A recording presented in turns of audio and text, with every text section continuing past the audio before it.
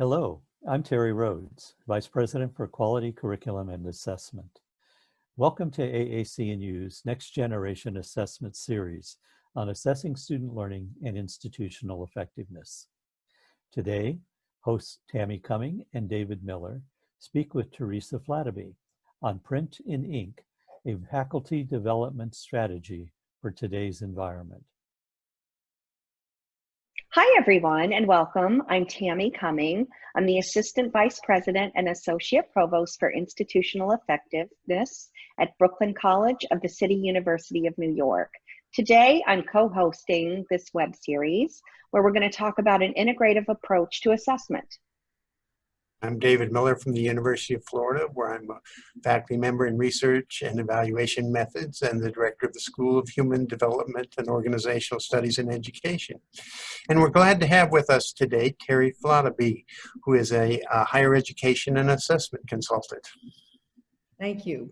And prior to that, I was the AVP for institutional effectiveness at one institution, as well as the Director of Academic Assessment at several other institutions.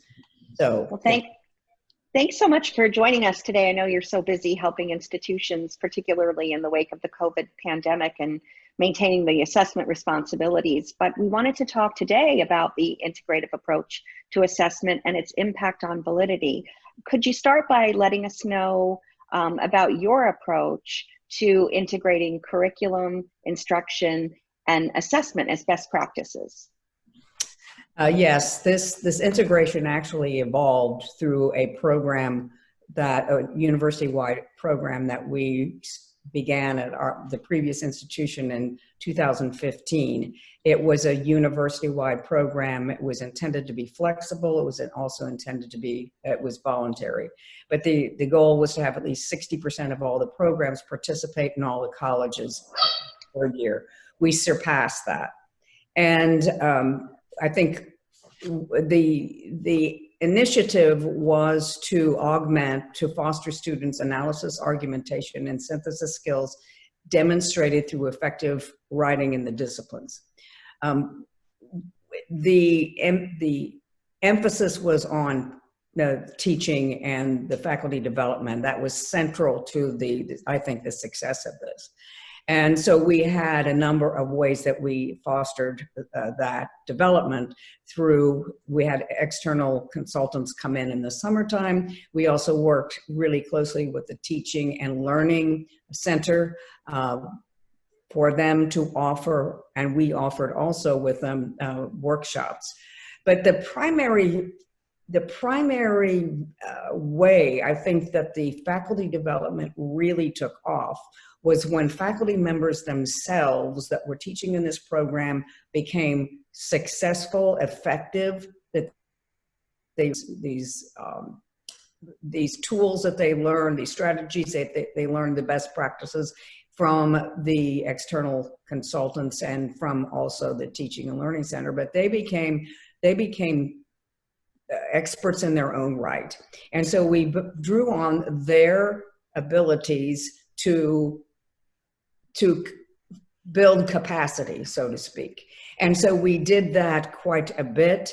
And we had one thing in particular was effective. We had the kickoff sessions we had at the beginning of every single term, and the faculty members themselves ran those because we had roundtable discussions that were focused on a particular teaching strategies. All of the faculty members, or many of the faculty members teaching, would come to this session. It was completely voluntary. They loved it because they were able to share. They were able to talk to people and collaborate with others from different colleges. That was incredibly effective.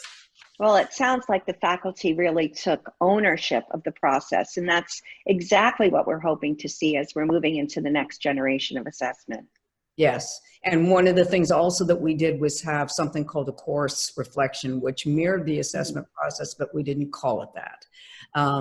But it was, you could see the intentionality between the outcomes and the strategies they were using, and then we went from there. And I think we need to move. It sounds great. Yeah, no, it's a really interesting project. And It sounds like you've got a lot of things going on there. It's good to see that you're found a way of involving faculty and having them work on the assessment as an important part of that teaching and learning process.